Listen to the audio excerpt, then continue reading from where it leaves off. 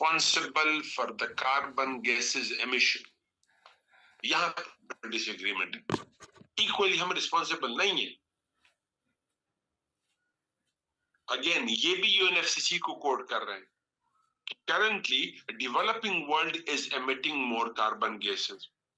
इस पे तो हम एग्री करते हैं, लेकिन ट्रेडिशनली हिस्टोरिकली जो पोस्ट इंडस्ट्रियल एरा जो एमिशन हुई है, उनमें से 67% प्लस एमिशन किसने की है? डेवलप्ड वर्ल्ड ने की है. क्योंकि यूएस, यूके में, फ्रांस में, जर्मनी में, फिर ओवरऑल यूरोप में, पुर्तगाल, स्पेन में, और फिर यूएस में, फिर कनाडा में इंडस्ट्रियलाइजेशन हुई. और इंडस्ट्रियलाइजेशन तकरीबन को 150 साल हो गया उनके यहाँ हुई. दूसरा, इनके यहाँ ट्रांसपोर्ट इवॉल्व हुआ, स्पेशली रेलवे.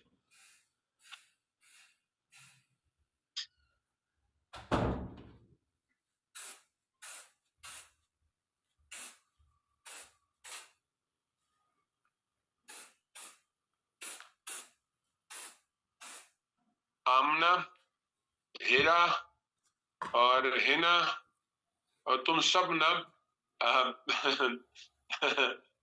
पे तुम लोगों पे वो हो. लेक्चर पे फोकस करो.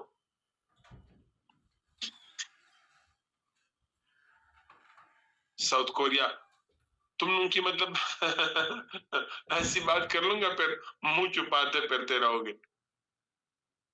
अपने उंगलियों को संभाल लो.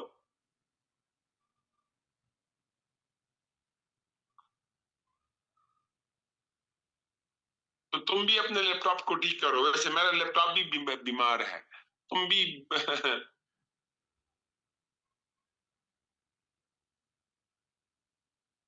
दादी तुम तो कुछ ना कहो, तुम तो ऐसे भी गुनहगार हो, जेनेटिकली गुनहगार हो.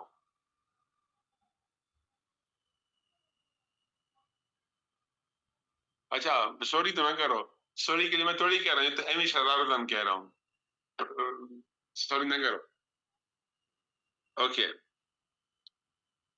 सो डेवलप्ड वर्ल्ड और डेवलपिंग वर्ल्ड इक्वली रिस्पॉन्सिबल नहीं है. कैसे? 67% ऑफ द ओवरऑल एमिशन किसने किया है? डेवलप्ड वर्ल्ड ने. क्यों? क्योंकि वहां पे इंडस्ट्रियलाइजेशन हुई. सबसे पहले इंडस्ट्रियलाइजेशन यूरोप में हुई, और यूरोप में भी यूके में हुई, फ्रांस में हुई, स्पेन में हुई, पुर्तगाल में हुई, जर्मनी में हुई, उसके बाद यूएस में हुई, कनाडा में हुई. तो ये पिछले 150 साल से एमिशन कर रहे हैं. इंडस्ट्रियलाइजेशन के साथ साथ यहाँ पे ट्रांसपोर्ट इवॉल्व हुआ. और सबसे पहले बर्निंग किस चीज की बढ़ा दी इन लोगों ने? पहले तो कोल था. दुनिया में जो सबसे ज्यादा कोल बर्न किया है वो यूरोप ने बर्न किया है. दूसरे नंबर पे जो कोल दुनिया में बर्न किया है वो यूएस ने बर्न किया है. क्योंकि जो ऑयल आया है वो तो 1930s एंड 40s की बात है. इन 1930s 40s एंड ऑनवर्ड्स की बात है कि ऑयल इन एबंडेंस आ गया, वरना तब तक तो कोल इस्तेमाल होता रहा. और ये जो इंडस्ट्रियलाइजेशन हुई है, ये जो ट्रांसपोर्टेशन हुई, उसमें मोस्टली कोल बर्न होता रहा. किसने बर्न किया? यूरोप ने एंड यूएस ने एंड कनाडा ने, डेवलप्ड वर्ल्ड ने. तो हम इक्वली रिस्पॉन्सिबल नहीं है. ये क्लेरिफिकेशन हो. तो वो वर्ल्ड एनवायरनमेंट को पोल्यूट कर रहे हैं फॉर द पास्ट 150 इयर्स, जबकि हमारी एमिशन कब बढ़ी है? 1970s 80s and onwards. ये डेवलपिंग वर्ल्ड कह रही है. चाइना कहता है कि मेरी जो मेजर एमिशन या एमिशन में एक सिग्निफिकेंट इंक्रीज आया वो तो 1970s एंड ऑनवर्ड्स आया है, और वो भी more specifically 80s and onwards आया है. इंडिया कहता है कि 80s एंड ऑनवर्ड्स में एक मेजर एमिटर बना हूं. इसी तरीके से बकिया जो डेवलपिंग कंट्रीज, जापान कहता है कि मैं तो मेजर एमिटर अब बना हूं. आसियान कंट्रीज कहते हैं कि हम तो अब बने हैं. साउथ अफ्रीका, ब्राजील भी यही कहते हैं कि हम तो अब बने हैं.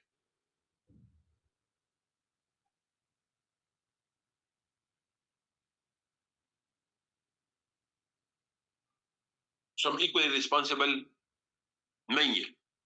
दूसरा, developed world must initiate carbon cuts. Carbon gases को कट करने का प्रोसेस पहले डेवलप्ड वर्ल्ड शुरू करे and give enough time to the developing world to shift onto clean energy. Developed world carbon cut शुरू कर दे और डेवलपिंग वर्ल्ड को टाइम दे दे कि वो कट शुरू करें. क्यों? ऐसा क्यों? Developed world has both financial and technological capacities to shift on to clean energy. उनके पास टेक्नोलॉजी भी है, उनके पास पैसा भी है. कैसे? उनके पास सोलर पैनल्स हैं, उनके पास विंड टर्बाइन्स हैं, उनके पास सिविल न्यूक्लियर टेक्नोलॉजी है, उनके पास टाइडल जो सी वेव से बिजली बनाते हैं, टाइडल टेक्नोलॉजी है. कुछ चीज यहाँ पे लिखी हुई नहीं है, लोगों ने खुद अंडरस्टैंड करनी होती है. वो है उनके पास. और ऊपर से उनके पास क्या है? पैसे हैं. दुनिया की सबसे बड़ी इकोनॉमी यूएस. फिर यूरोप के पास पैसा बहुत है. एक तो उनके पास पैसा है, दूसरा उनके पास टेक्नोलॉजी है. दो चीजें. तीसरा, they have attained maximum economic growth. Socio economic growth वो कर चुके हैं. उनकी इकोनॉमीज भी सेचुरेट हो चुकी हैं. उनकी जो ह्यूमन डेवलपमेंट इंडेक्स है वो भी सेचुरेट हो चुके हैं. तो तीन बातें वो कर रहे हैं. इकोनॉमी सेचुरेट हो चुकी है, डेवलप्ड है, पैसा उनके पास है. दूसरा, उनके ह्यूमन डेवलपमेंट इंडेक्स की जो मैक्सिमम ग्रोथ कर सकते थे इन लोगों ने किया हुआ है. तो तीसरा, उनके पास टेक्नोलॉजी है. इसलिए इनको पहले शिफ्ट करना चाहिए. और इन तीनों की हमारे पास कमी है. न तो हमने मैक्सिमम ग्रोथ किया हुआ है, ग्रोथ का प्रोसेस तो हमारे यहां अब शुरू हुआ है. दूसरा, न तो हम ये इकोनॉमिक ग्रोथ की बात करते हैं यहाँ पे. दूसरा, जो ह्यूमन डेवलपमेंट इंडेक्स है उस पे हमारे अभी भी पॉपुलेशन जो है वो 30% plus minus population below the poverty line है. तो हमने तो मैक्सिमम ग्रोथ नहीं किया है. हमारे यहाँ ह्यूमन डेवलपमेंट इंडेक्स इस तरीके से इवॉल्व नहीं कर चुका है जिस तरीके से यूएस, यूरोप और कनाडा में कर चुका है.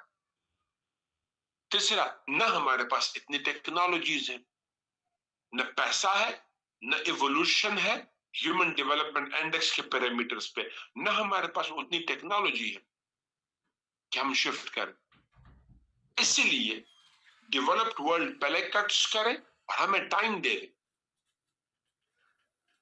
ये डिबेट चलती रही फ्रॉम कॉप 1 यानी COP conference of parties 1 till COP 20. अच्छा, यहां पे सवाल मैं कर लूं, अभी जो कॉप 29 है वो कहां पे हो रही है?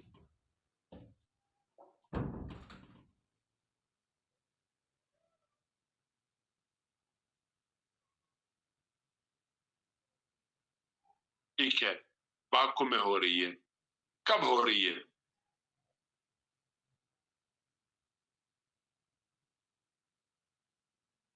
नवंबर में. नवंबर में कब हो रही है? हाँ,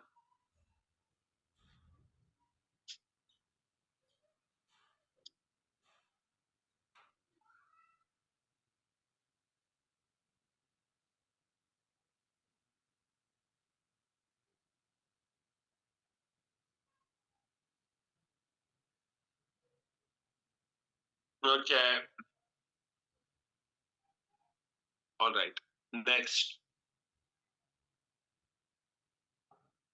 कॉप 21 एंड इट्स अचीवमेंट्स. ये कॉप 21 को नेक्स्ट पेज पे ले आओ. ऊपर जो हेडिंग है, हाँ जी,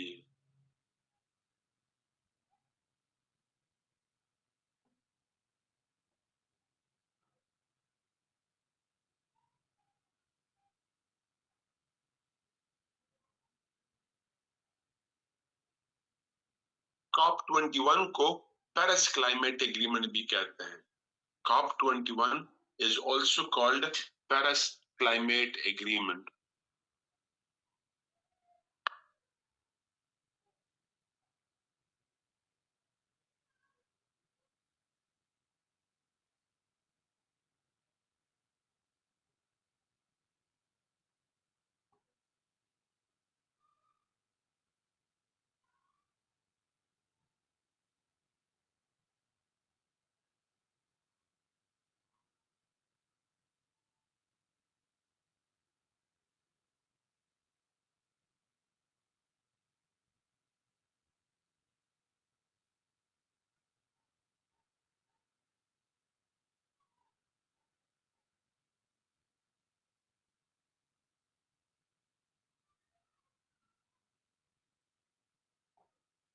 COP21 या पेरिस क्लाइमेट एग्रीमेंट 2015 में हुआ.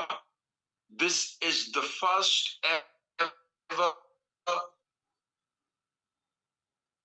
major successful agreement. ये क्यों पहला मेजर सक्सेसफुल एग्रीमेंट इसको कहा जाता है?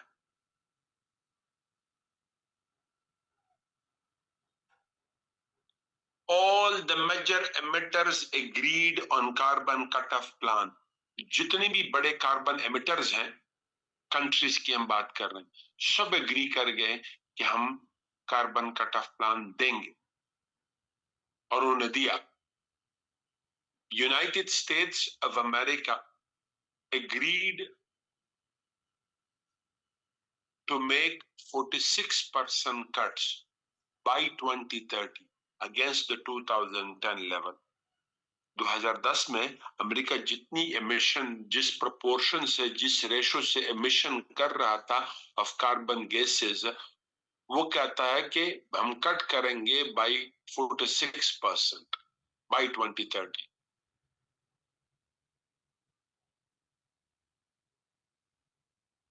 यूरोप ने कहा हम 45% कट करेंगे. चाइना ने कहा कि हम 45% कट करेंगे बट बाय 2040. इंडिया ने भी, ब्राजील ने भी, साउथ अफ्रीका ने भी, यूएई ने भी, सऊदी अरेबिया ने भी, इन तमाम ने कहा कि हम 45% कट करेंगे बाय 2040. यानी डेवलप्ड वर्ल्ड ने कहा कि हम 2030 तक कट करेंगे, 45% के करीब कट करेंगे बाय 2030. डेवलपिंग वर्ल्ड ने कहा हम 2040 को कट करेंगे. इतनी cuts.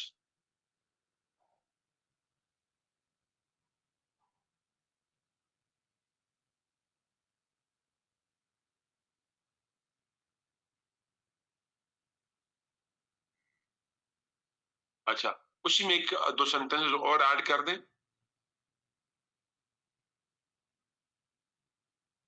A 5 years evaluation plan was added. Arooj Lutfi. A 5 years evaluation plan was introduced. वो इंट्रोड्यूस किया गया at the platform of COP21.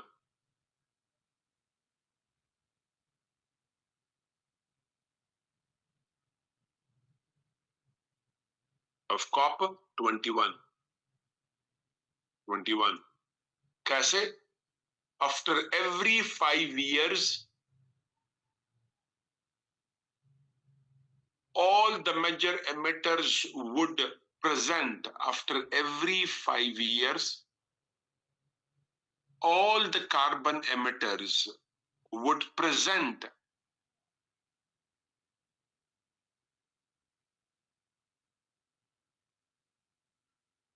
would present, ठीक है, major emitters ठीक है, would present.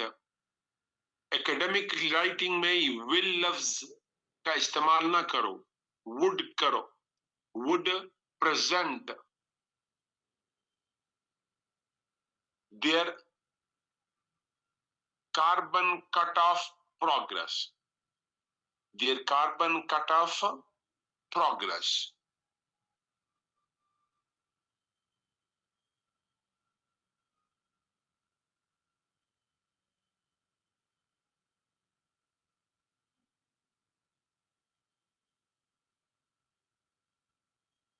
And it would be presented in COP26. फिर 31, 26, फिर 31, फिर 36, and go on.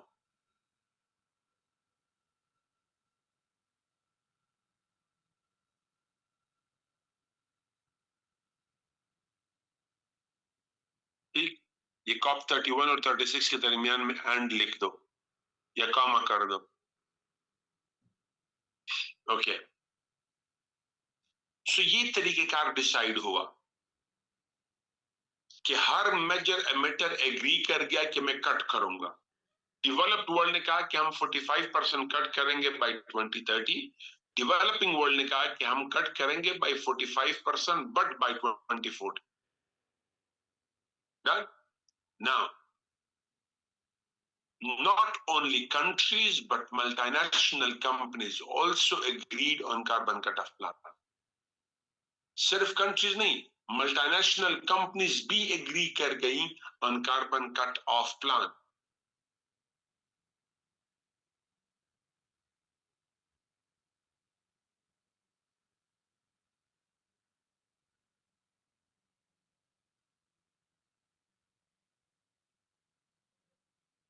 For example, hydrocarbon companies like ExxonMobil, China National Petroleum Company, Aramco of Saudi Arabia, Gazprom of Russia, transport-based companies या industry like Toyota, Ford, Volkswagen, ये सब agree कर गए to make 45% cuts by 2030. 45% cut करेंगे by 2030.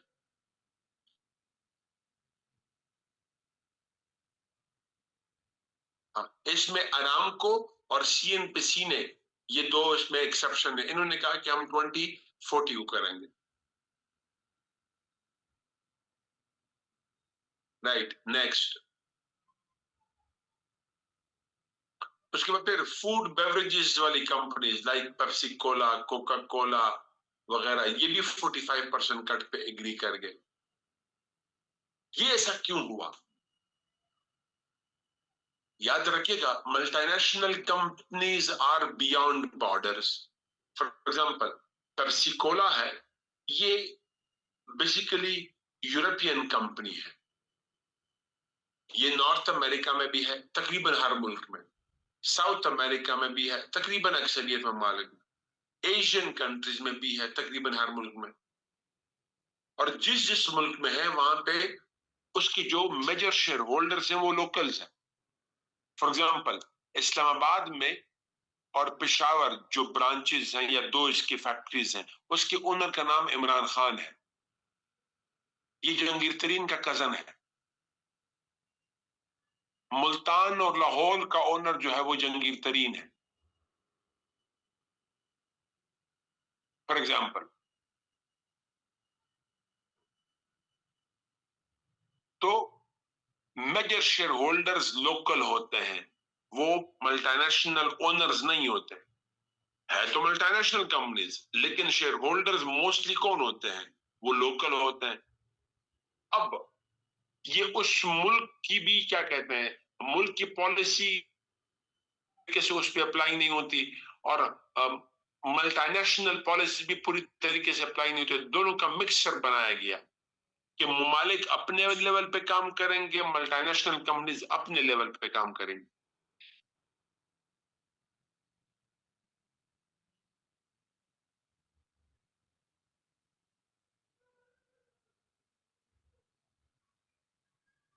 तीसरा एक और point किया गया, पॉइंट नंबर 3 लिखे,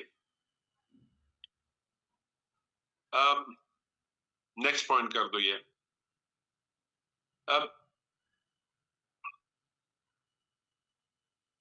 Carbon tax was proposed on the platform of, not only proposed but imposed. इसको यूं लिखे, countries were advised to impose carbon taxes.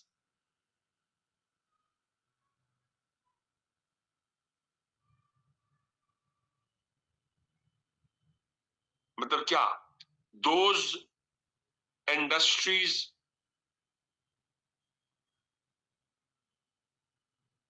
which emit more carbon gases, वो इंडस्ट्रीज जो ज्यादा कार्बन गैसेस को एमिट करते हैं,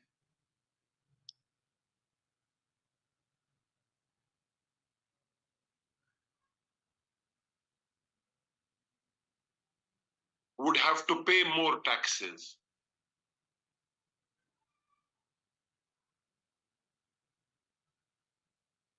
दूसरा, those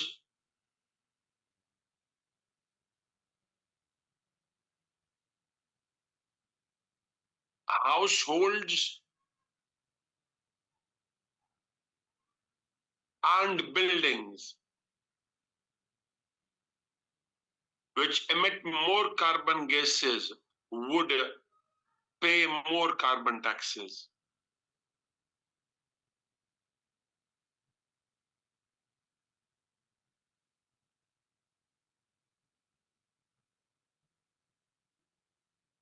ये आइडिया भी इंट्रोड्यूस्ड हुआ।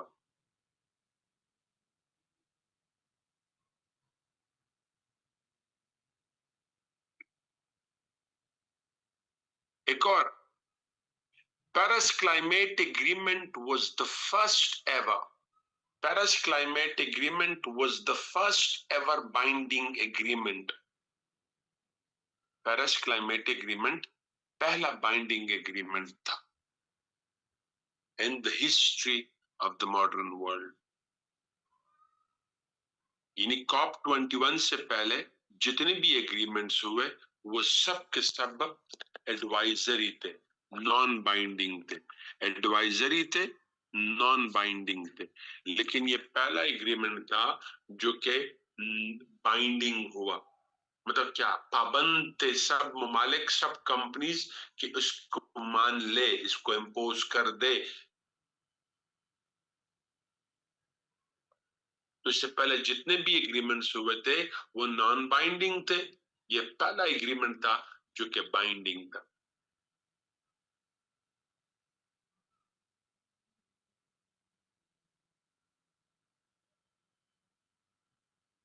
एक और चीज, plantation target was given. Plantation target दिया गया, नीचे नीचे दिया गया है, पॉइंट नंबर 5 दिया गया है। Plantation target was given at the platform of COP21 या पेरिस क्लाइमेट एग्रीमेंट के प्लेटफॉर्म पे प्लांटेशन टारगेट दिया गया और it was named as Bonn challenge. इसको नाम दिया गया बॉन चैलेंज। बॉन जर्मनी में एक शहर का नाम है। यहां पे 2019 में कॉप होना था। कॉप 25 मेरे ख्याल में, जी कॉप 25 हुआ। 2020 में नहीं हुआ क्योंकि कोरोना था। 2020 में नहीं हुआ क्योंकि कोरोना था। 2019 में कॉप 20 हुआ, सॉरी कॉप 25 हुआ।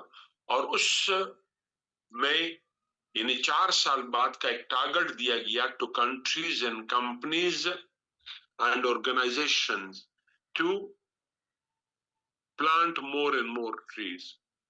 कंट्रीज को भी, मल्टीनेशनल कंपनीज को भी, इंटरनेशनल एंड रीजनल ऑर्गेनाइजेशंस को भी टारगेट दिए गए ऑफ अ प्लांटेशन। और इस टारगेट को सिर्फ 2 ममालिक ने मीट किया, Pakistan and Argentina. Only 2 countries met the target, that was Pakistan and Argentina.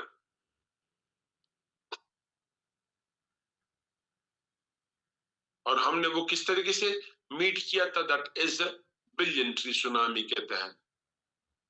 और फिर सीरीज ऑफ कंट्रीज ने इसको पार्शियली मीट किया। जर्मनी ने, इंडिया ने, चाइना ने, ऑस्ट्रेलिया ने, इंडोनेशिया ने, ब्राजील ने वगैरह ने इसको पार्शियली मीट किया, कंप्लीटली मीट नहीं किया।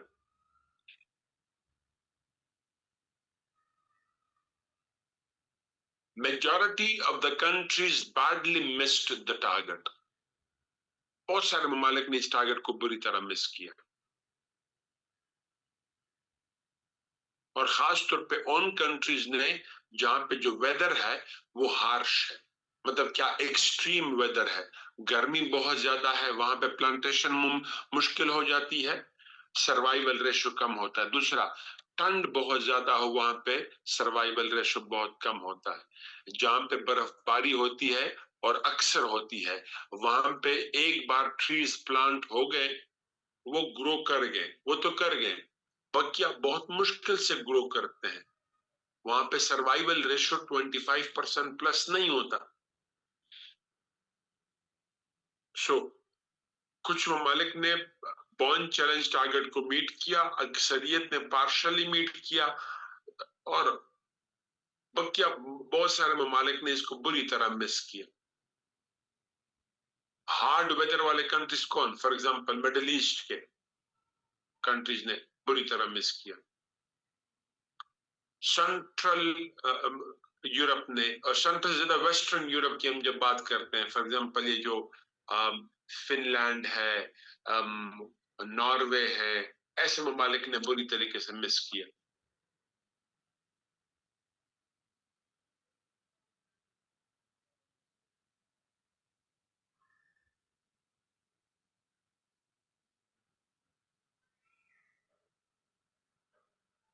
उसके अलावा फिर एक और हुआ, क्लाइमेट फंड एस्टेब्लिश्ड हुआ।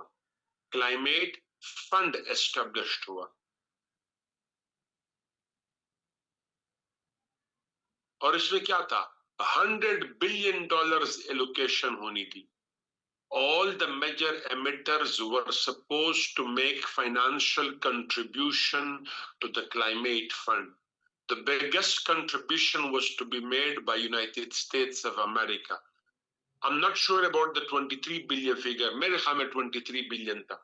US ने 23 billion करना था, फिर यूरोप ने करना था, फिर चाइना ने करना था, फिर जापान ने करना था, फिर India and other major emitters ने करना था। और इससे किस किस चीज पे लगना था? प्लांटेशन पे लगना था, क्लाइमेट रिपेरेशन पे लगना था, यानी क्लाइमेट जहां पे मसले हुए हैं उसको ठीक करने पे लगना था, क्लीन एनर्जी प्रोजेक्ट्स पे लगना था, और वो लोग जो इफेक्ट कर गए हैं क्लाइमेट से उन पे लगाना था। ये स्पेलिंग गलत है, अफेक्टीज लिखो, अफेक्टीज। डी हटा दो, ठीक हो जाएगा। नहीं नहीं, अभी तुमने और गलत कर दिया। हाँ जी, एक एस भी हटा दो, एपोस्ट्रोफी एस हटा दो। हाँ जी, तो ये मेजर मेजर सक्सेसेस थे of climate change. Climate change के ये, सॉरी, COP21 के मेजर सक्सेसेस थे। नाउ ऐसा क्यों हुआ? ये COP21 इतने सारे सक्सेसेस के साथ या कमिटमेंट के साथ सामने क्यों आया? उसके पीछे रीजंस क्या थे? Number 1, the leadership of Obama was instrumental. Obama की जो लीडरशिप थी वो बड़ी इंस्ट्रूमेंटल थी in making COP21 a success story. कैसे? He made US to lead by an example. उसने यूएस को एक एग्जाम्पल की तरह पे प्रेजेंट किया। कैसे? By making carbon cuts. कैसे कार्बन कट्स शुरू कर दिए? He introduced and promoted the first major electric car policy of US. दूसरा, he subsidized all the clean energy projects like solar, wind, उनको subsidized किया। तो तीसरा, जो कोल प्रोजेक्ट्स थे उन पे पाबंदी लगा दी। कोल प्रोजेक्ट्स पे पाबंदी लगा दी। फोर्थ, न्यू हाइड्रोकार्बन प्रोजेक्ट्स पे उन्होंने क्या कर दिया? लिमिटेशन लगा दिए। एग्जिस्टिंग प्रोजेक्ट्स पे उन्होंने क्या कर दिया? क्या कहते हैं, उसको टेक्नोलॉजी अपडेट करने का पाबंद बना दिया।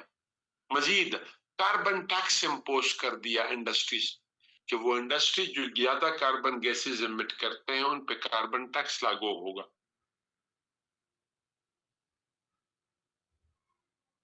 तो ऐसे कई सारे स्टेप्स ओबामा ने इंटरनल लेवल पे लिए।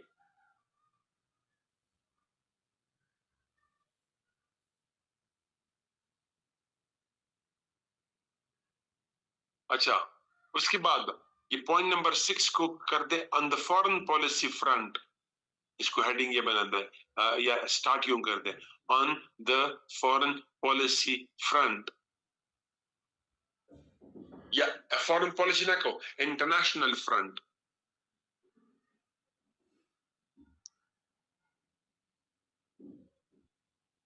Obama and his Secretary of States, John Kerry, paid visits to almost every major emitter like China, India, Brazil, South Africa, Australia, United Kingdom वगैरह के विजिट्स किए। और उन विजिट का प्राइम ऑब्जेक्टिव क्या था? To make them agree to sign COP21 as a binding agreement. इन तमाम ममालिक को एग्री करने में कि वो साइन करे COP21 को एज अ बाइंडिंग एग्रीमेंट। उसमें मेजर रोल ओबामा ने और उसके क्लाइमेट के जो उनके फॉरेन सेक्रेटरी थे, secretary of states, foreign secretary नहीं, secretary of states John Kerry, जो क्लाइमेट पे एक्सपर्टीज रखते थे, उन्होंने रोल प्ले किया।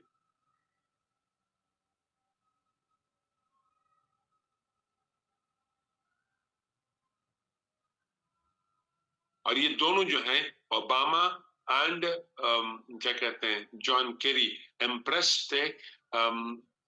एक अमेरिकन प्रेसिडेंशियल कैंडिडेट थे बुश के टाइम पे, उसका नाम भूल गया मैं।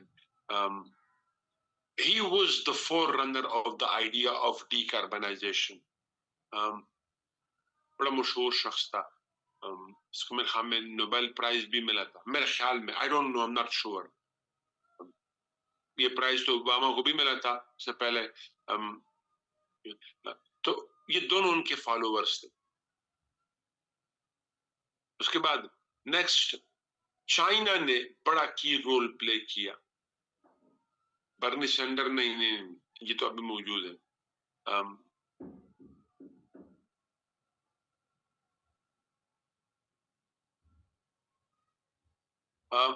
चाइना ने बड़ा मेजर रोल प्ले किया on the platform of COP21।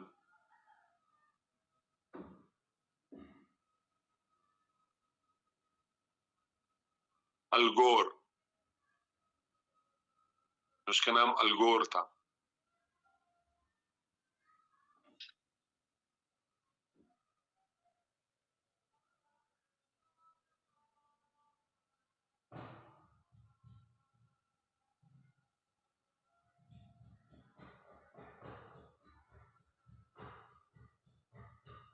Okay, China ने कैसे रोल प्ले किया?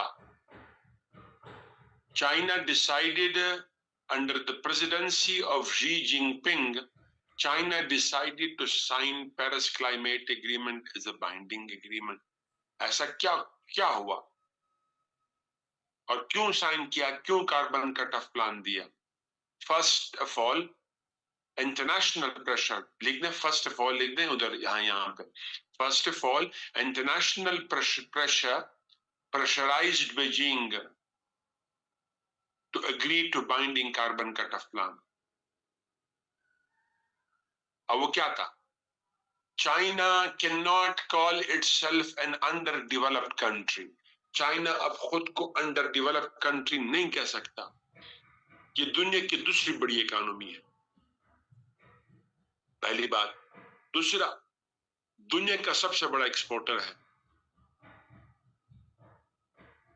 दुनिया के सबसे ज्यादा डॉलर रिजर्व्स इसके पास है।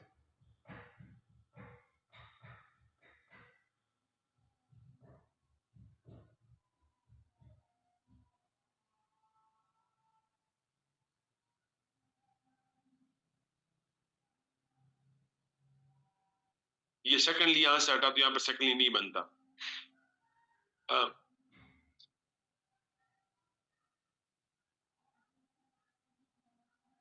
China is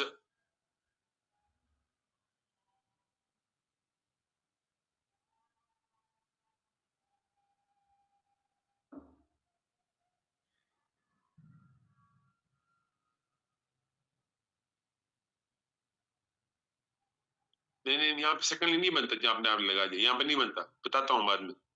चाइना ने इंटरनेशनल प्रेशर को एक्सेप्ट किया। क्यों प्रेशर एक्सेप्ट किया? कि China is no more in under developed economy, वो दुनिया की दूसरी बड़ी इकोनॉमी है, and technologically speaking it is no more behind the west. The world largest solar panel producer and exporter है, one of the largest producer, exporter and installer of wind turbines है।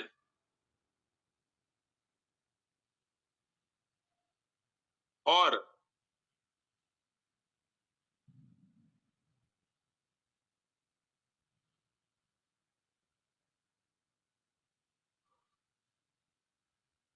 वो electricity generation करने लगा है, technology ही में बात करते हैं, फ्रॉम क्या कहते हैं, सिविल न्यूक्लियर टेक्नोलॉजी।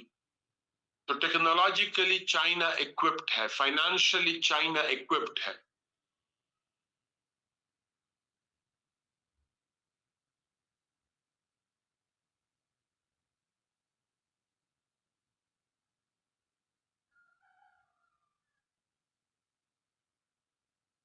उसके बाद फिर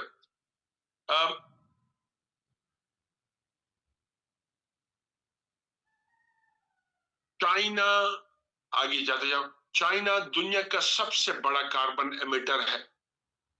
35% प्लस एमिशन चाइना कर रहा है, और उनके प्रोडक्ट्स को फेस करना पड़ेगा क्या? Carbon tax. तो ये तमाम इश्यूज थे जिसकी वजह से चाइना को क्या कहते हैं, Paris climate agreement is a binding agreement sign करना पड़ा। Secondly, it was the personality of Beijing.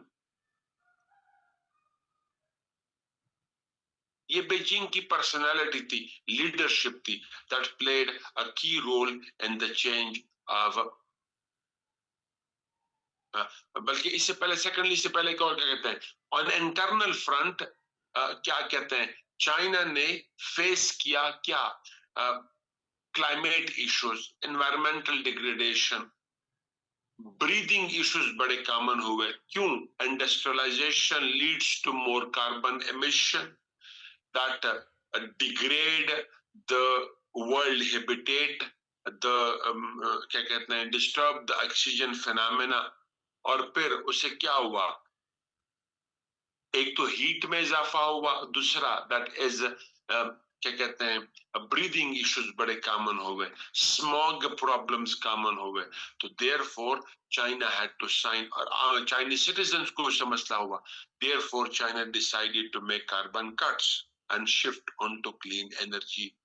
उन्होंने शुरू किया। थर्ड रीजन क्या था? शी जिनपिंग की पॉलिसीज थी या पर्सनालिटी थी। उसने क्या कहा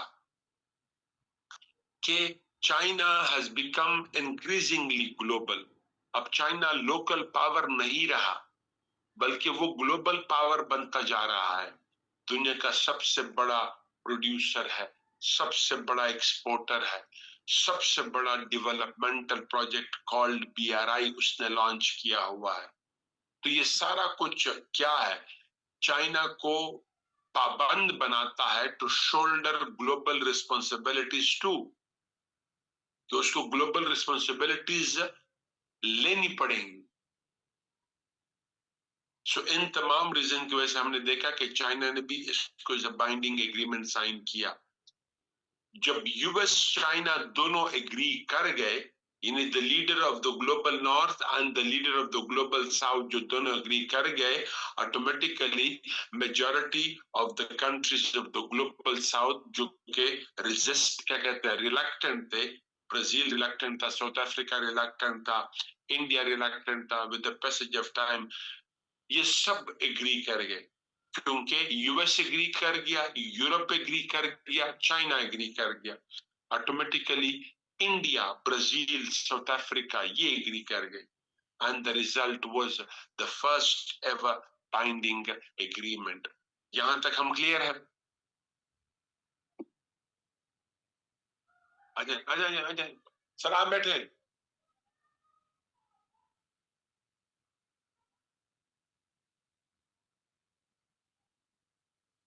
okay,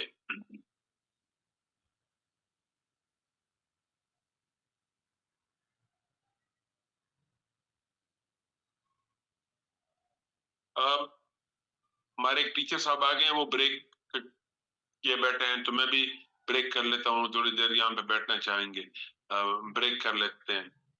sure, 15 minutes. Okay okay, 20 कर दें।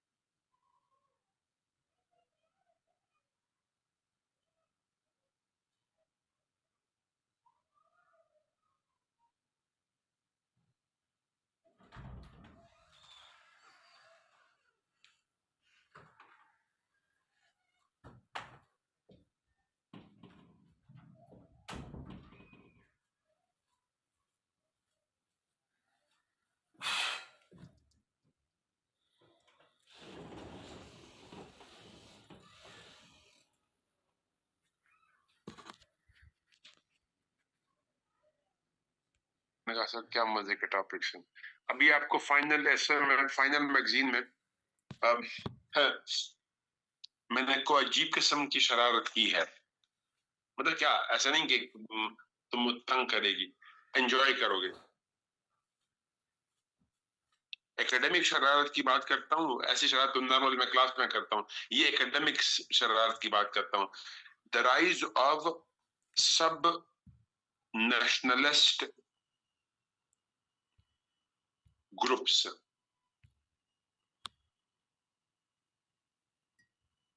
फॉर एग्जाम्पल PTM,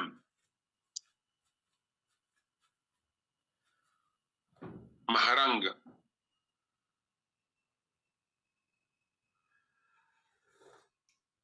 और फिर पास से हम उठाएंगे MQM,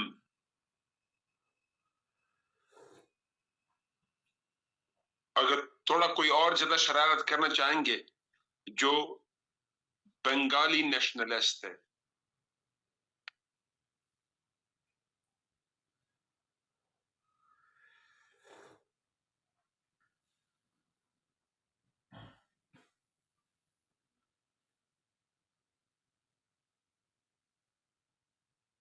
ये उठाएंगे हम लोग। ये टॉपिक नोट करो, और पॉइंट्स दे रहा हूं, पढ़ाऊंगा नहीं, पहले बता दूं ये टॉपिक ऐसे का है, मेरा नहीं है, मैगजीन में दे रहा हूं, पढ़ा नहीं रहा हूं, पहले से बता दूं। हाँ, रिवीजन क्लासेस में जरूर पढ़ाऊंगा। अभी आपके ऐसे के टीचर आपको उस पर प्रैक्टिस करवा के देंगे, ठीक है, क्योंकि उनके साथ पॉइंट सारे शेयर हुए। और प्लीज अल्लाह का वास्ता सर को ये ना बताइएगा फिर खामखा सब नाराज हो जाएंगे, क्योंकि जारी बात है करंट अफेयर उनका स्ट्रांग होल्ड तो नहीं है, उनका स्ट्रांग होल्ड तो ऐसे है, तो उनको कंटेम्पररी टॉपिक चाहिए, तो उनके साथ मैंने वो सिर्फ शेयर किए हैं, दैट्स इट, राइट जी। लेक्चर खत्म हो गए, डोंट वरी, रिवीजन क्लासेस उनसे भी दिलवाऊंगा इंशाल्लाह, वहां पे हो जाएंगे, डोंट वरी, हम आपको कभी नहीं छोड़ेंगे। दादी, तुम मेरी एमी दादी थोड़ी बनी हो, मैं तुम्हारा पोता हूं, रिमेम्बर, आई एम योर पोता।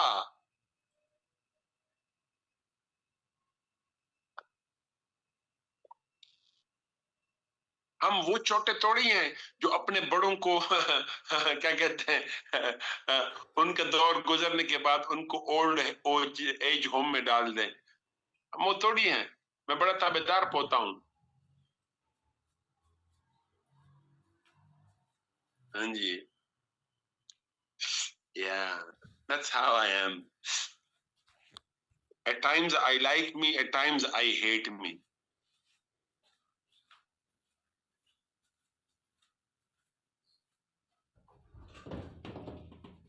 पास भी करवा दो, नहीं ये मेरे हाथ में नहीं है, तो मेरे अल्लाह के हाथ में है, और उससे पहले तुम्हारे हाथ में है, उसके बाद तुम्हारे हाथ में। मैं तो एकेडमिकली पढ़ा सकता हूँ, लिखने का तरीका बता सकता हूँ, वो तो मैं कर रहा हूँ, तुम लोगों को खुद गैरत करनी पड़ेगी।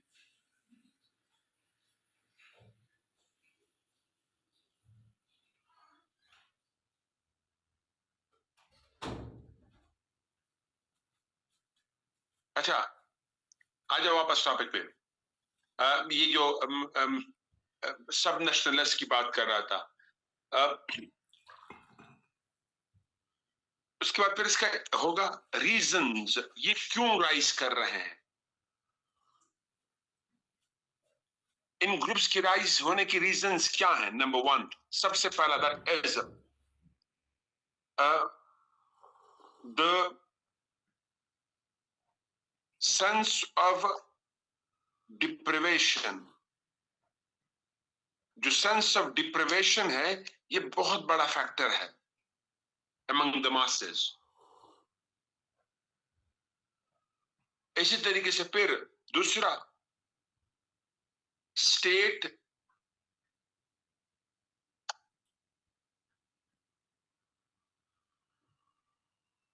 mostly opted for the use of coercion, यानी यूज ऑफ फोर्स किया है स्टेट ने यूज ऑफ फोर्स किया है, सॉफ्ट पावर का इस्तेमाल कम किया है। दैट इज अनदर रीजन जिसकी वजह से ये लोग उठे हैं। Third,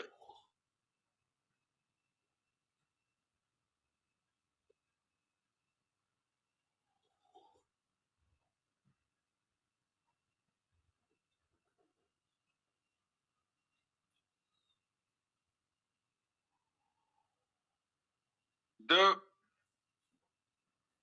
insecurities in their areas, उनके इलाकों में जो इनसिक्योरिटीज हैं उसमें टीटीपी की बात करोगे,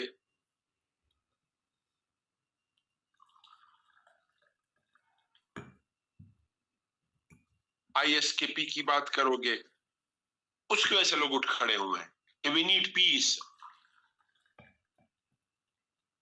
ये बातें हो गई ना। नेक्स्ट पॉइंट इसका क्या होगा? रीजंस के बाद patterns for pursuing their demand are questionable. उस पर क्वेश्चंस उठाए जाते हैं और क्वेश्चन हम सब उठा रहे हैं।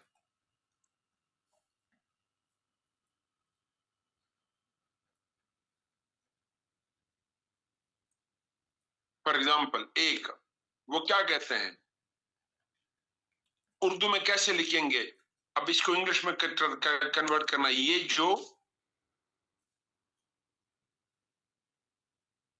पूरा सुनो, उसके बाद तुम्हें जवाब पूरा मिलेगा। ये जो दहशतगर्दी है,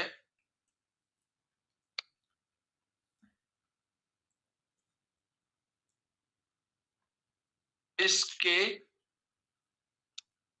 पीछे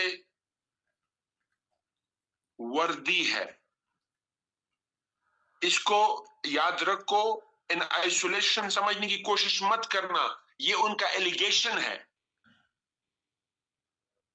ये उनका एलिगेशन है। एक दूसरा, वो क्या कर रहे हैं,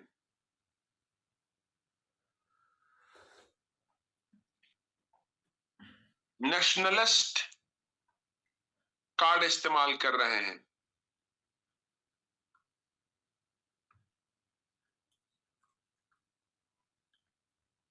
नेशनलिस्ट कार्ड इस्तेमाल कर रहे हैं।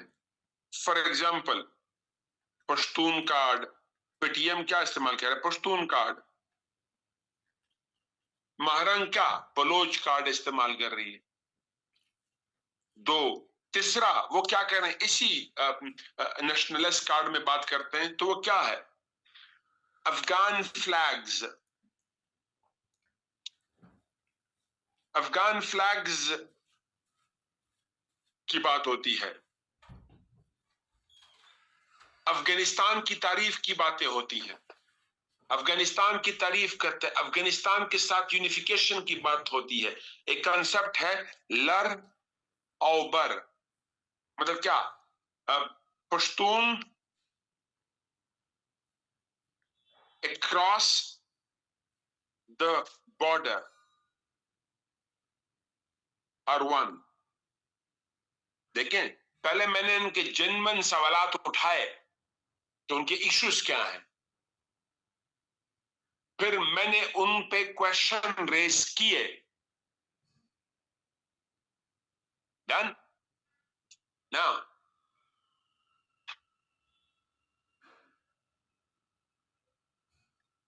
तीसरा डायमेंशन बता रहा हूं जो बड़ा मजे का डायमेंशन है।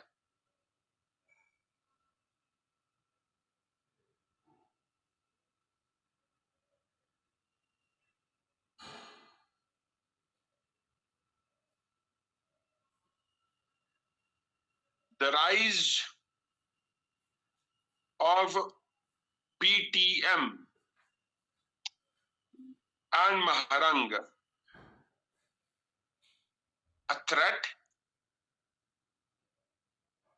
और अपॉर्चुनिटी।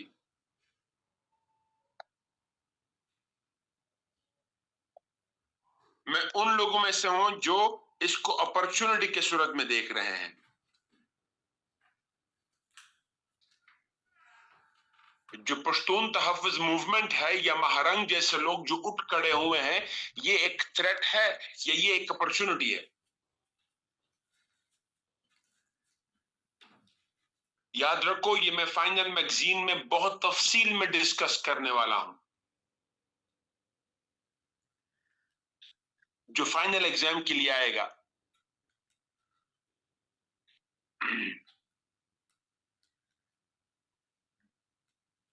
उसमें कोई 18 टॉपिक्स होंगे, उनमें से एक ये है।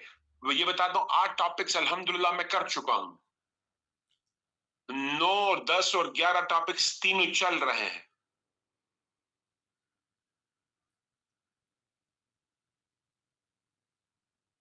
You means you are also doctor, right?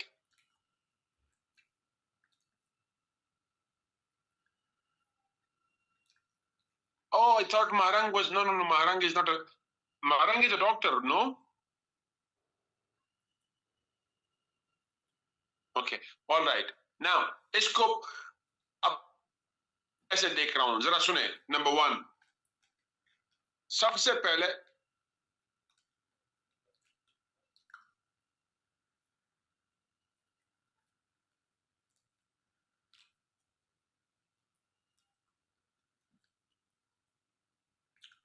अच्छा, अपॉर्चुनिटी से पहले एक और बात कर दूं, एंड दैट इज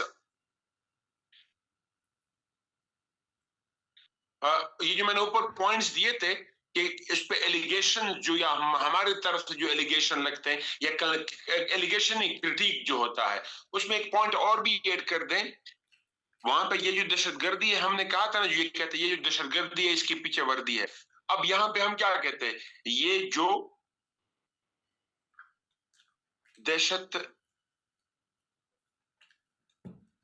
गर्दी है इसके पीछे हमदर्दी है। हमारी पश्तून सोसाइटी में तालिबान के लिए एक बड़ी स्ट्रांग हमदर्दी रही है, उसको एलाबोरेट करोगे। मुला रेडियो को हमारी खवातीन क्या पकड़ाती थी, सोना पकड़ाते थे, उनके लिए मदरसे में चंदे इकट्ठे होते थे, मर्द हजरात करते थे। इसी तरीके से जो क्या कहते हैं, ये जो अफगानिस्तान में अफगान तालिबान थे 90 की दहाई में, जो पाकिस्तान से लोगों को लेके गए, हजारों में लोगों को लेके गए जिहाद के नाम पे, लोगों ने अपने बच्चे दे दिए, जाने दिए उनको। मतलब क्या हमारी सोसाइटी में इसके लिए एक्सेप्टेबिलिटी है? तो ये मान जाओ कि हमारे यहां प्रॉब्लम है। इन्हें हर चीज के लिए स्टेट को जिम्मेदार न ठहराओ। ये अब बात करते हैं अपॉर्चुनिटी पे। तो अगर किसी को पिछले पॉइंट पे दहशतगर्दी है इसके पीछे वर्दी है, उस पे एतराज होगा, जो कि यकीनन होगा, जो कि मुझे भी है। फिर इसके पीछे फिर दूसरा पॉइंट क्या है, ये दहशतगर्दी है उसके पीछे हमदर्दी है, उसका काउंटर पॉइंट हम देंगे। तो एग्जामिनर को पता चलेगा कि इस बंदे या बंदी की एक अच्छी खासी अंडरस्टैंडिंग है। पहला पॉइंट उसको पकड़ लेगा, ये क्या है। दूसरा पॉइंट, ओ गॉड, ओ वाओ, वो फिर आपको मतलब आप उसको सुपर कन्विंस करेंगे। मेरा अप्रोच कंपैरेटिवली थोड़ा सा, लोग कहते हैं ना सेफ अप्रोच अडॉप्ट करता, मैं सेफ नहीं करता, मैं रिस्क की अप्रोच अडॉप्ट करता हूं। लेकिन ऑफ कोर्स ब्रॉडर कॉन्टेक्स्ट में सेफ होता है। मतलब क्या, I talk bold, but bold होने के साथ साथ मैं दोनों एंगल्स उठाता हूं, या वो जो पॉसिबल एंगल्स है वो उठाता हूं।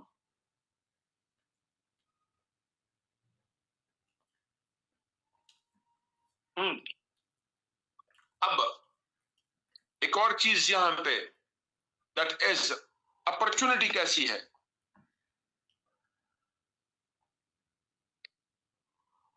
How it is an opportunity.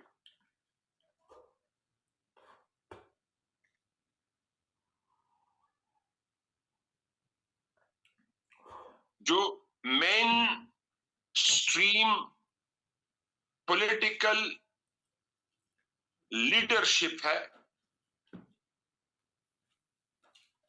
और वो लीडरशिप क्या होती है, it is a link between the state and the public. State और पब्लिक के दरमियान में वो एक लिंक होता है।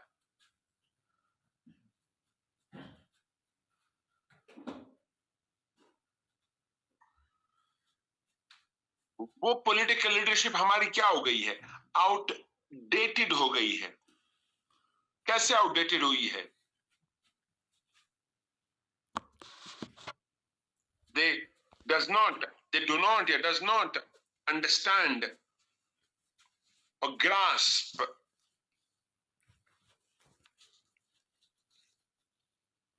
the will and the wishes of the 65% plus youth. हमारी 65% पॉपुलेशन कौन है? यूथ है। यानी मतलब क्या? बिलो द 35 years एज है।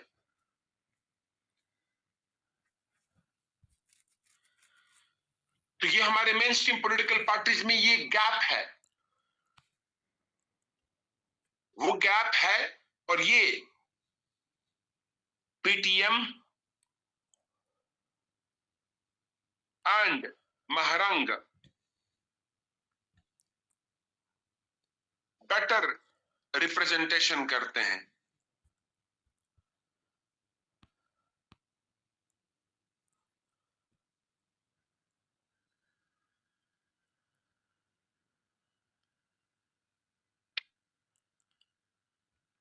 तो एक अपॉर्चुनिटी ऐसी है, मतलब क्या, इंस्टेड ऑफ थ्रेट इसको that is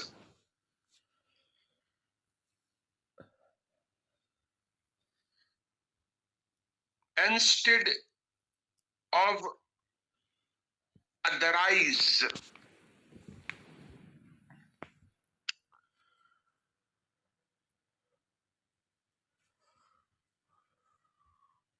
instead of a policy of otherization, better to engage with them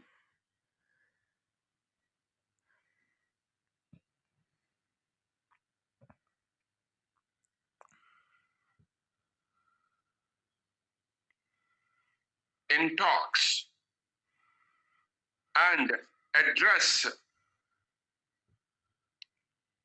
their concerns. जो genuine concerns हैं उनको address करो।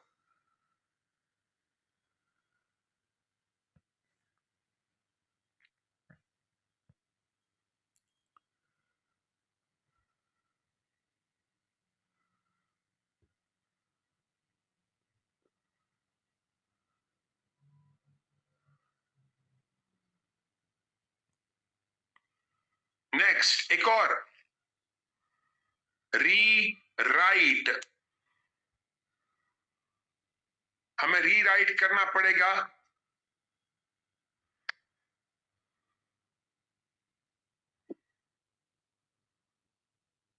The social contract. जो सोशल कंट्रैक्ट है वो हमें रीराइट करना पड़ेगा। आपको एक एग्जांपल दे रहा हूं। Thank you. चाइना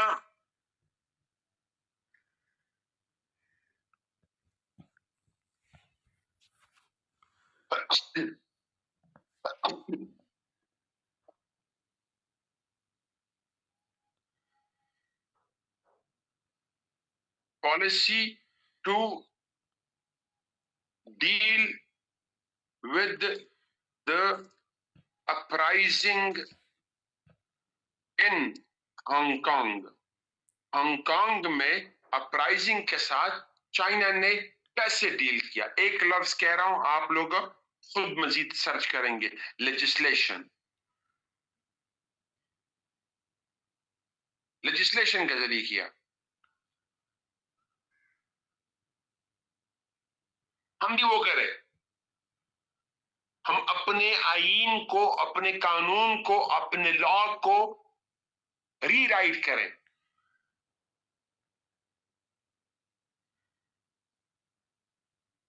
कौन सा? पाकिस्तान पिनल कोड्स को हमें रीराइट करना पड़ेगा। क्रिमिनल प्रोसीजर कोड को, सीपीसी को हमें रीराइट करना पड़ेगा। सीआरपीसी को हमें रीराइट करना पड़ेगा। कॉन्स्टिट्यूशन को हमें अमेंड करना पड़ेगा।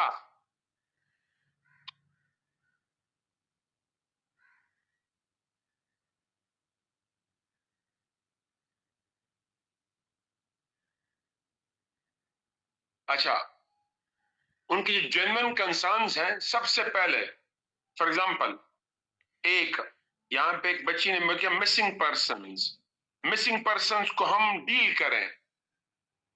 एक दूसरा, इकोनॉमिक डेवलपमेंट करें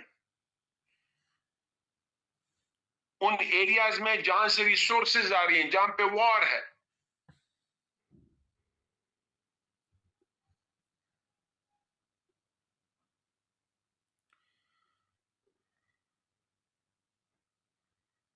अच्छा, एक और recommendation on the part of PTM. PTM के लिए रिकमेंडेशन क्या है?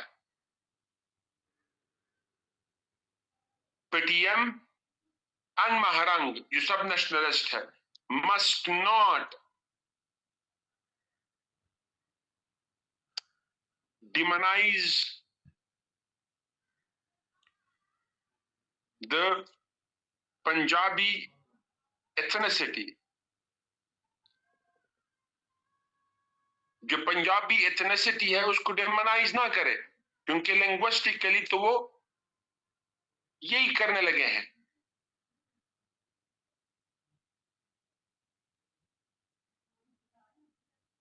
बल्कि क्या प्रोजेक्ट करें कि सफरिंग्स आर द सेम, हमारी सफरिंग सेम है। मतलब क्या?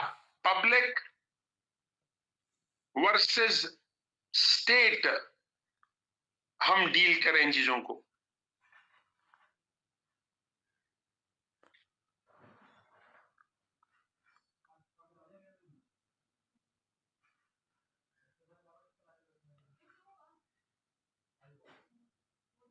ये मैंने साथ अभी पॉइंट वो कर रहा था, आप लोगों को मैंने पूरा टॉपिक बता दिया। चलो, अच्छा हुआ।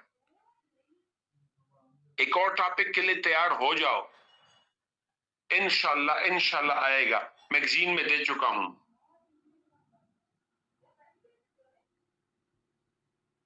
मॉब जस्टिस कल मैंने फाइनल कर दिया है, बल्कि परसों, हाँ कल कल कल कल मॉब जस्टिस 295 सी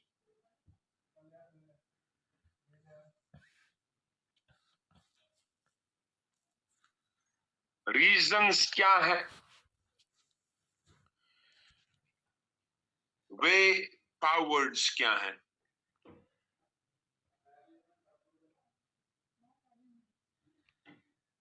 इस टॉपिक के लिए तैयार हो जाओ, आएगा ऐसे में इंशाल्लाह आएगा।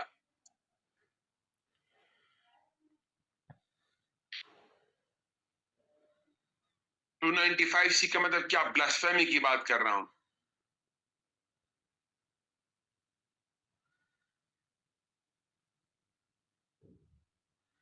ये दोनों टॉपिक्स अच्छे खासे कॉम्प्लिकेटेड टॉपिक्स हैं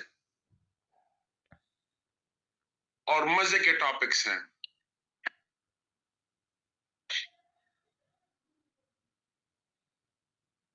आ जाओ वापस टॉपिक पे। फाइंडिंग ऑफ कॉप 26 क्या हुई?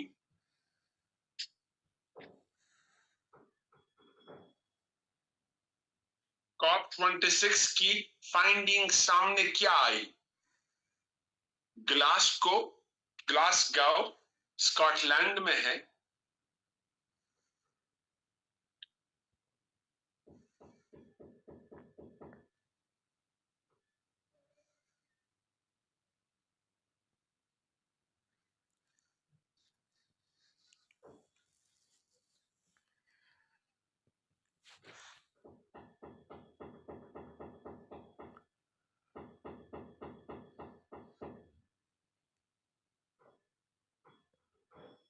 मुझे क्या पता किसी ने क्या सवाल किया।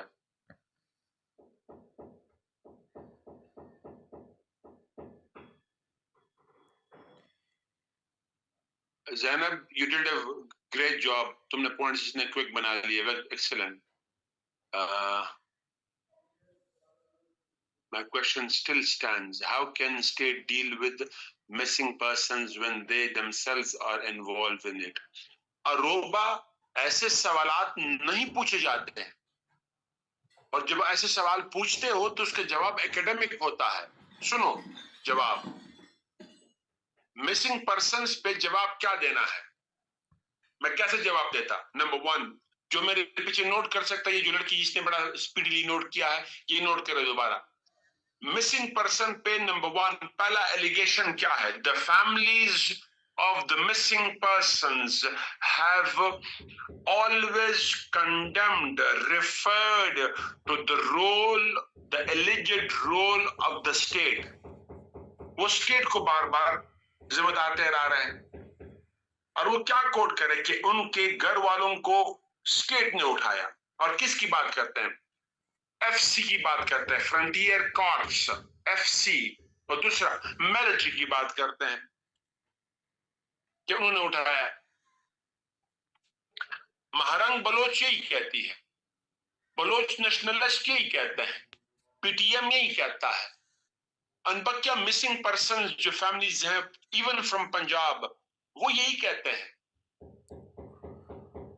On the other hand state जो है, संत यानी हुकूमत जो है, दैट इज इंटीरियर मिनिस्ट्री. एक स्टेट का मतलब क्या? Interior ministry. दूसरा defence ministry. Both have negated the allegation. कैसे? वो क्या कहते हैं कि दीज आर शेयर एलिगेशन. कैसे? All those persons picked by the state are announced. वो अनाउंस्ड है, एंड दे आर बीइंग क्या कहते हैं, they are in prison. और वो announced है कि फलाना फलाना बंदा हमारे पास. लेकिन उसके अलावा ये लोग क्लेम करते हैं, ये लोग हमारे पास नहीं है. और फिर स्टेट आगे क्या कह रहा है कि कई सारों ने तालिबान को ज्वाइन किया हुआ है, कई सारों ने टेररिस्ट ग्रुप्स को ज्वाइन किया हुआ है, सेपरेटिस्ट ऑर्गेनाइजेशन को ज्वाइन किया हुआ है. स्टेट ये कह रहा है. दो बातें. तीसरी बात, दैट इज जो ह्यूमन राइट्स ऑर्गेनाइजेशन है लाइक यूएनएचसीआर, वो कहता है कि नहीं भाई, इसमें स्टेट का रोल नजर आ रहा है.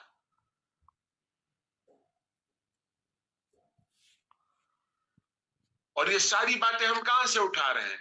From the missing person case dealt in the Quetta high court, Islamabad high court, supreme court. इन तीनों में ये चीजें हैं, हम देख रहे हैं. और इससे पहले यानी Quetta high court, Lahore high, Islamabad high court and supreme court. इससे पहले एक और चीज, दैट इज आपके क्या कहते हैं, जो judicial commission on missing persons था, वो भी इन्हीं तीनों बातों की तरफ क्या कहते हैं रेफर करता है. रोल ऑफ द स्टेट की बात करता है, स्टेट की डिनाइल की बात करता है, ह्यूमन राइट्स ऑर्गेनाइजेशन कहती हैं कि नहीं स्टेट के पास है. तो ये सारी बातें आप मिलके करेंगे. आप ये नहीं करोगे कि स्टेट ही कर रहा है ये सब कुछ. आप तो फिर पार्टी बन गए. आप पार्टी तो नहीं है. आपने तो एकेडमिक अप्रोच अडॉप्ट करना है. तुम्हारे पास सबूत क्या है जिसकी बुनियाद पर तुम ये बात कर रहे हो? देखो, मैंने पूरा सच कह दिया, लेकिन सच को एकेडमिक अंदाज में कह दिया. आप समझ आई?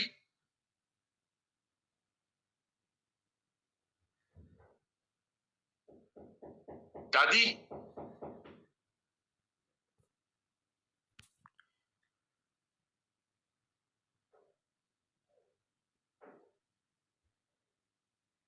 यार तुम्हारे पोते को लोग बहुत तंग करते हैं.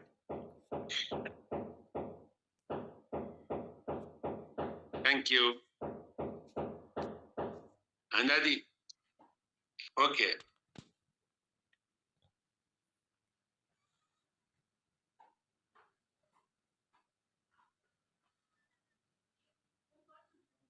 ओके, नाउ COP26 की फाइंडिंग क्या थी? कि not a single carbon gas emitter met the carbon cutoff plan. 5 years evaluation plan दिया गया था और COP26 में प्रेजेंट होना था as per the agreement of COP21. किसी एक एमिटर ने भी इसको मिट नहीं किया। सबसे बुरी तरह किसने मिस किया? यूनाइटेड स्टेट्स ऑफ अमेरिका ने मिस किया। कैसे? ट्रंप ने अमेरिका को क्लाइमेट एग्रीमेंट से निकाल दिया, पेरिस क्लाइमेट एग्रीमेंट से। कोल पे जो पाबंदी लगाई गई थी कोल प्रोजेक्ट पे, वो हटा दी। और फिर उन्होंने कहा कि जब चाइना, इंडिया और बकिया एमिटर्स एमिशन कम नहीं कर रहे हैं तो हम क्यों करें?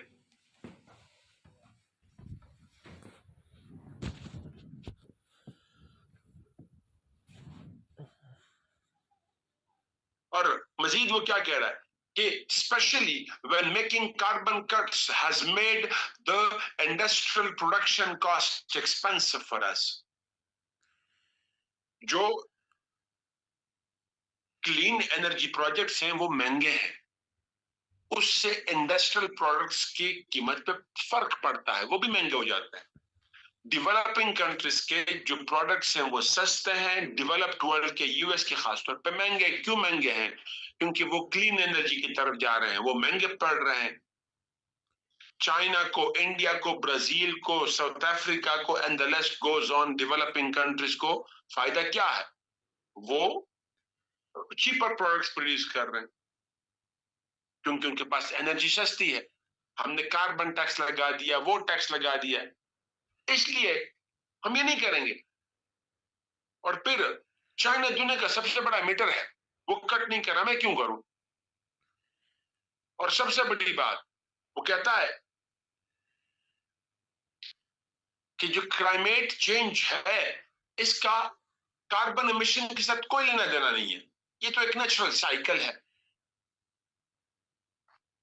इंक्रीज इन वर्ल्ड टेम्परेचर तो पहले भी हुआ है, रिकॉर्डेड हिस्ट्री के मुताबिक तो पहले भी हुआ है। उस वक्त तो इंडस्ट्रियलाइजेशन नहीं, उस वक्त तो कार्बन एमिशन नहीं। तीसरा, ट्रम्प कौन है? पॉपुलिस्ट है। पॉपुलिस्ट का मतलब क्या? वो कहता है America first, American first, American product, American industry first. कि मेरे लिए क्लाइमेट चेंज इंपॉर्टेंट नहीं है, मेरे लिए अपना मुल्क इंपॉर्टेंट है, अपने मुल्क की इकोनॉमी इंपॉर्टेंट है, अपने मुल्क की इंडस्ट्री इंपॉर्टेंट है। रीजन नेक्स्ट, चाइना ने ऐसा क्यों किया? चाइना का रोल इसमें क्या था?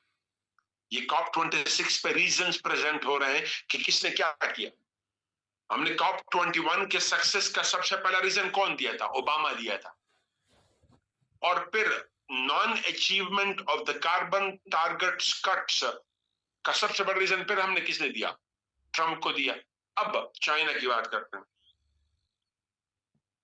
चाइना ने क्या किया है? It partially amended it's stance. इसने अपना स्टांस पार्शली अमेंड कर दिया है। कैसे अमेंड कर दिया है? वो कहता है कि मैं 2040 तक तो 45% कट करूंगा, 2040 तक 45% कट का मैं कमिटेड हूं, मैं करूंगा, लेकिन कट में इनिशिएट करूंगा बाय 2030। जो कट का प्रोसेस मैंने इनिशिएट करना है वो 2030 में करूंगा और 2040 तक 45% कट करूंगा, यानी विद इन 10 इयर्स 45% कट करूंगा, लेकिन प्रोसेस शुरू करूंगा बाय 2030। मतलब क्या? चाइना ने तो कट शुरू ही नहीं किए, ऑटोमेटिकली इंडिया ने भी शुरू नहीं किया, ब्राजील ने भी शुरू नहीं किया, तो इन्होंने मेजर कट्स तो किए ही नहीं। उसके बाद किसी भी मल्टीनेशनल ऑर्गेनाइजेशन ने कार्बन कट ऑफ प्लान को मीट नहीं किया।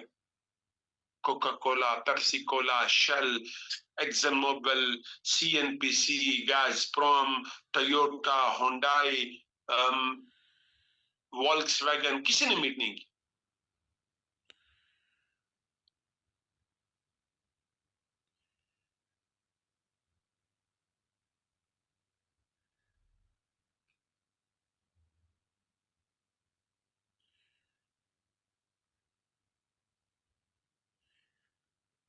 एक और बड़ा फेलियर क्या था?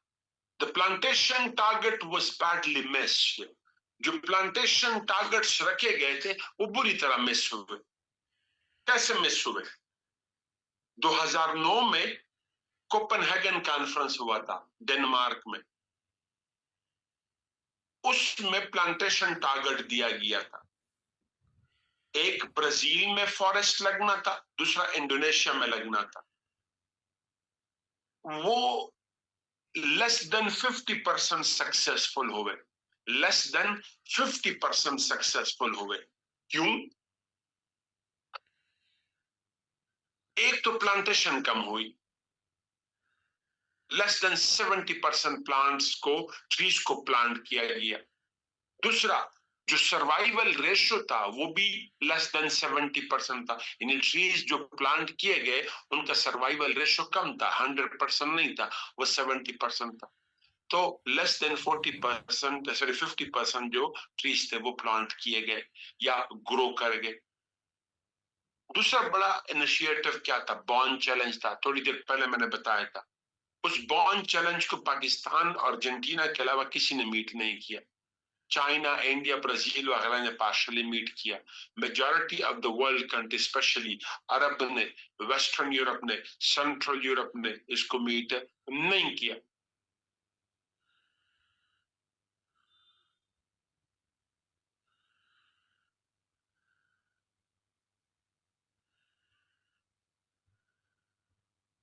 एक और उसकी बड़ी फाइंडिंग क्या है?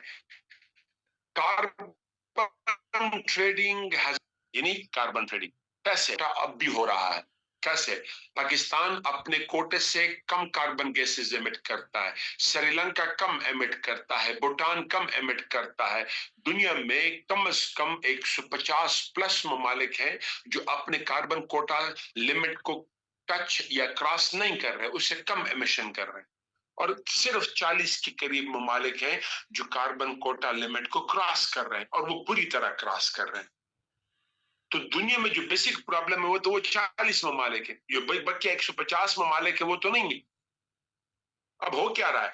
उन 150 ममालिक में अक्सरियत ममालिक अपना कार्बन कोटा बेच रहे हैं, वो सेल कर रहे हैं। किसको?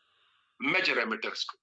यानी जो बड़े बड़े एमिटर्स हैं अपने कोटा, कार्बन कोटा जो लिमिट है उसको बढ़ा रहे हैं। कैसे बढ़ा रहे हैं?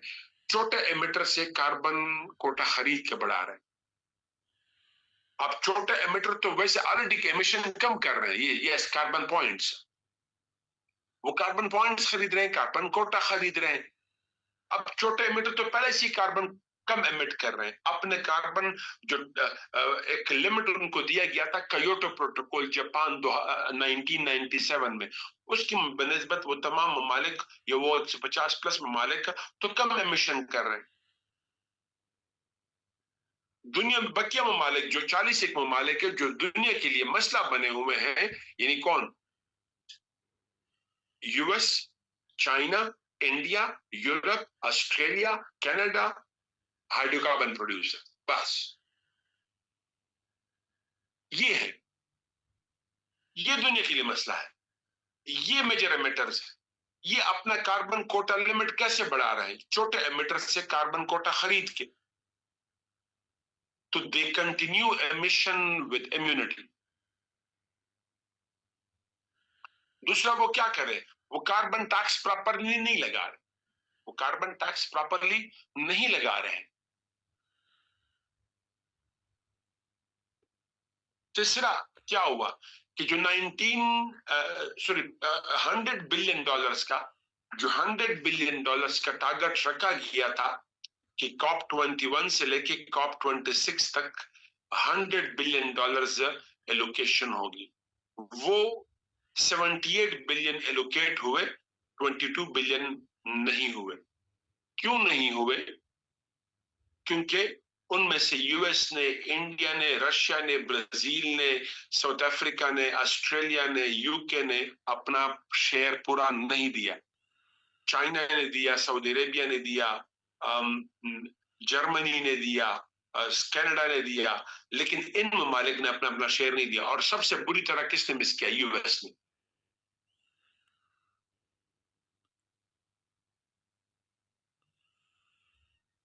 अच्छा, ये नेक्स्ट सेंटेंस को जरा हाईलाइट कर दो. The concept of net carbon zero was introduced on the platform of COP 26. COP 26 का एक ही बड़ा सक्सेस था. The concept of net carbon zero was introduced.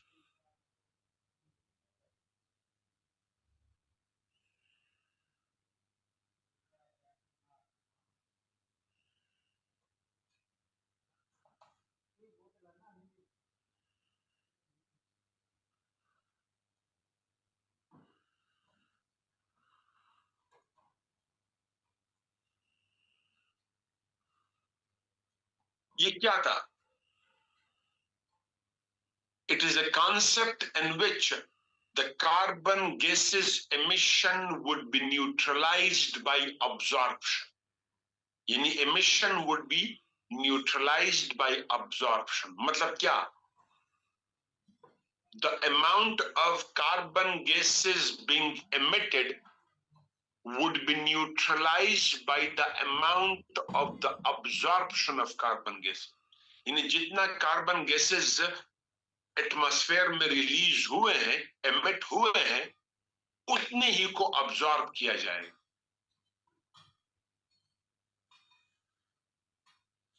ये कैसे? First of all, the carbon gases emission would be reduced. Carbon gases emission को reduce किया जाएगा.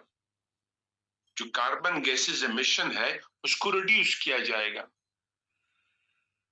दूसरा, रिड्यूस कैसे? पहले मैंने तरीके बताए थे कैसे रिड्यूस करना है. क्लीन एनर्जी पे जाना, हाइड्रोकार्बन प्रोजेक्ट्स बंद करना, इलेक्ट्रिक कार्स पे जाना, और फिर दूसरा अब्जॉर्प्शन बढ़ानी है, दैट इज प्लांटेशन बढ़ानी है. नाउ स्कैंडिनेवियन कंट्रीज लाइक नहीं, नॉर्वे नहीं,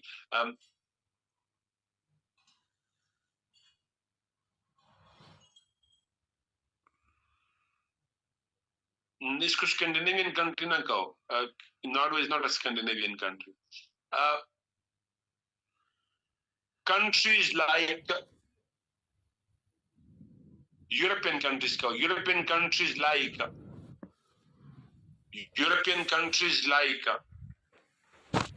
नहीं, तुमने और जगह पे यूरोपियन लिख दिया. यूरोपियन कंट्रीज लाइक जी नॉर्वे, डेनमार्क, जर्मनी इसमें ऐड कर दो. Germany decided to attain net carbon zero by 2040. कि वो 2040 तक नेट कार्बन जीरो को अटेन करेंगे.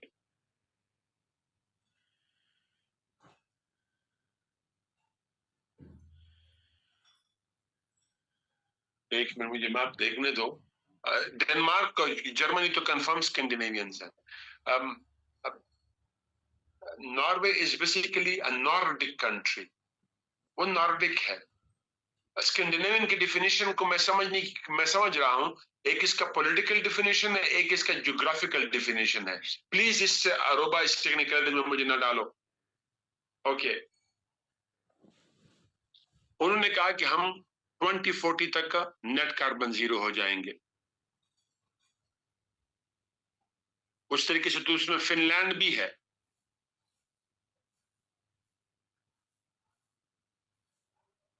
अच्छा, दुनिया का वाहिद मुल्क जहां पे 6 महीने दिन और 6 महीने रात है, अरोबा, वो कौन सा मुल्क है?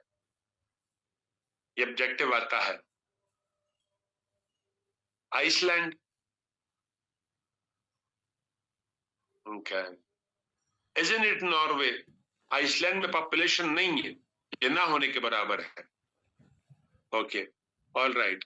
Greenland, Iceland, Norway is the major country. जी, ऑल राइट.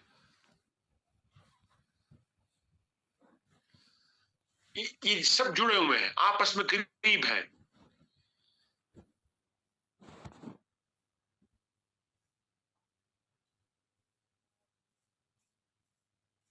और नॉर्वे में टेम्परेचर कहां तक जाता है नीचे, आप लोगों को आइडिया है?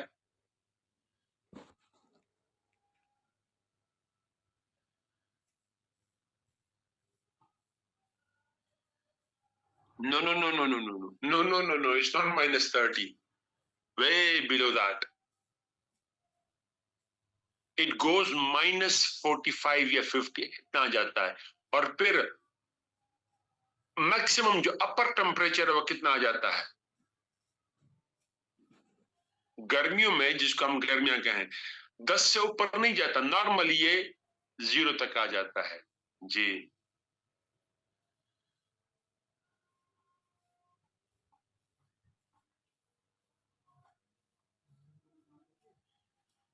Alright, next. सो यूरोप ने कहा, यूएस ने कहा, कनाडा ने कहा कि हम नेट कार्बन 0 हो जाएंगे by 2050। China, India, Brazil, South Africa ने कहा कि हम बाय 20 नहीं, इट्स नॉट बाय 2050। ये कैसे मेरे नजर से गुजर चुका है। वो कहते हैं हम नेट कार्बन 0 बाय 2070 होंगे। इंडिया को निकाल दे इससे। चाइना कहता है कि हम बाय 2070 होंगे। ब्राजील भी निकाल दे, साउथ अफ्रीका भी निकाल दे।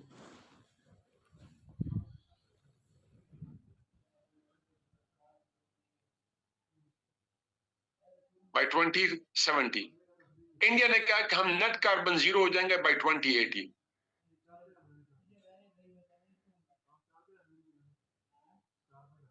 India announced to become net carbon 0 by 2080।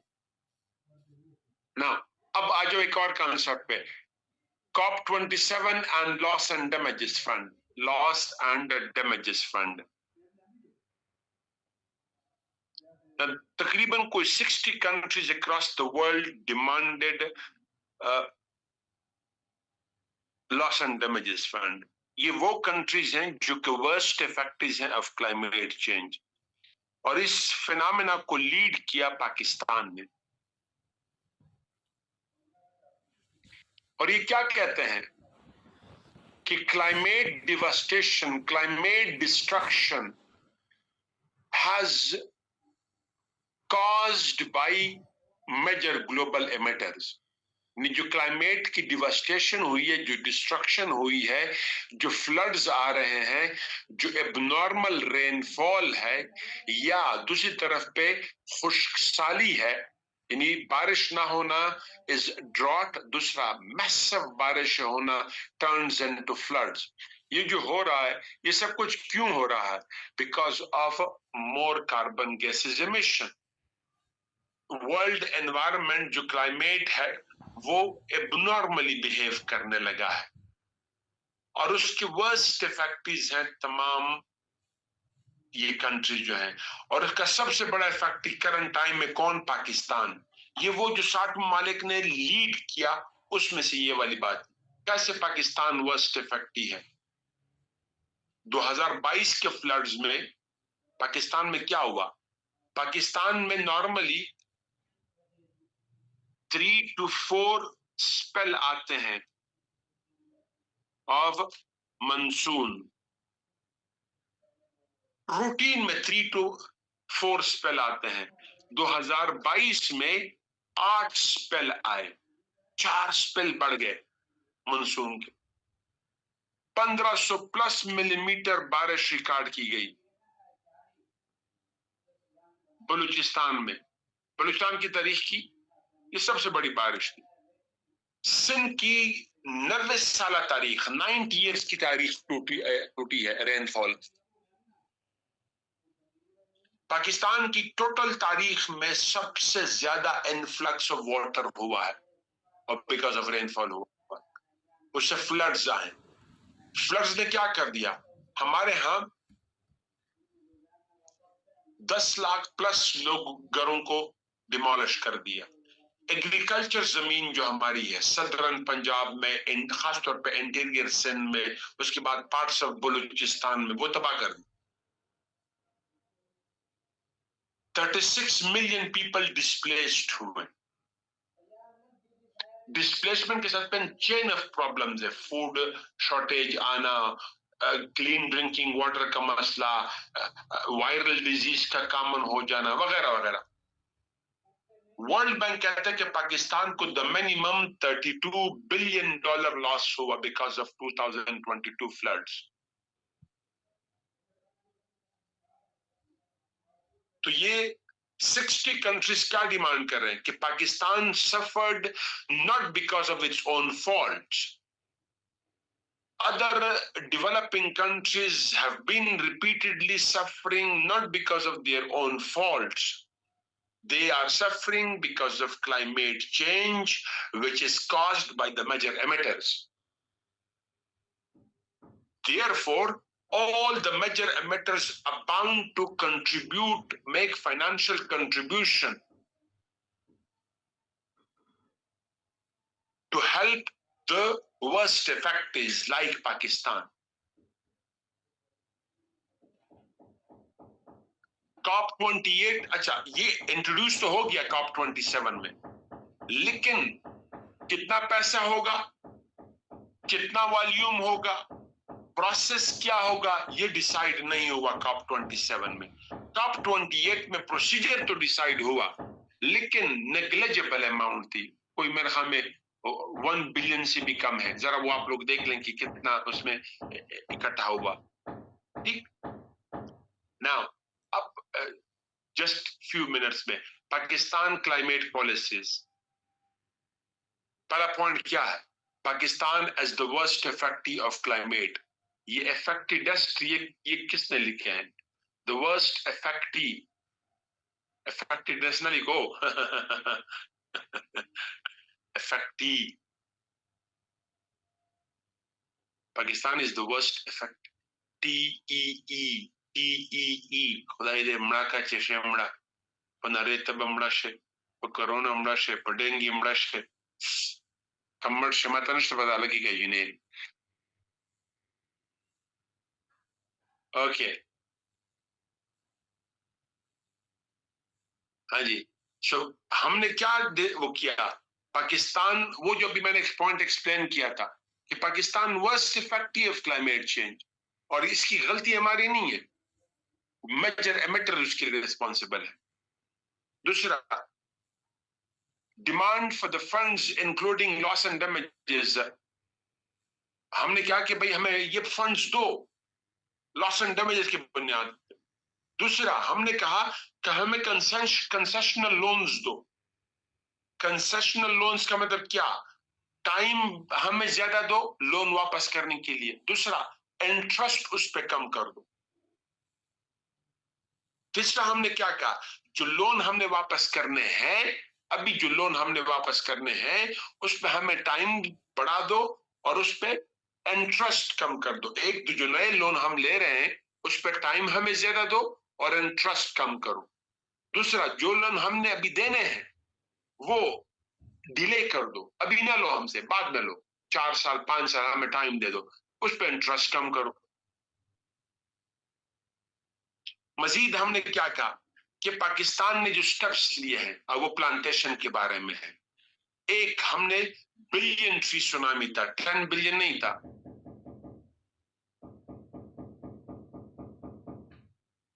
इसको ठीक कर दे,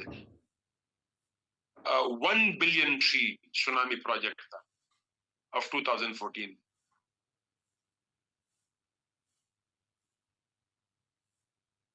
और इसके बाद फिर in 2018 10 billion tree project was launched.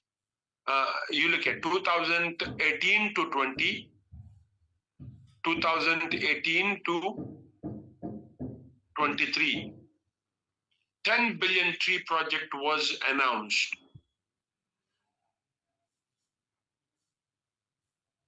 23, 13, 23, in which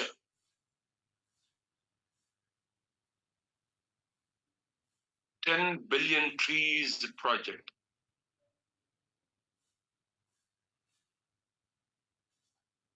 $3 billion, 10 billion trees project was announced,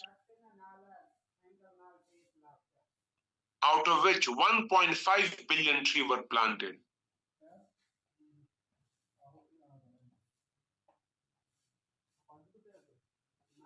out of which 1.5 billion more trees were 1.5 billion trees were planted. Now, तो इसके बाद लिख दे till 2022 Pakistan planted more than 2.5 billion trees. Till 2022 Pakistan planted more than 2.5 billion trees in total. 2.5 billion trees in total. Quick. और फिर पाकिस्तान की electric cars की policy है, वो देखें आप लोग। और एक टॉपिक आपको पहले पढ़ा चुका हूं, shift on to clean energy projects, shift on to clean energy projects like hydel project, solar projects वगैरह।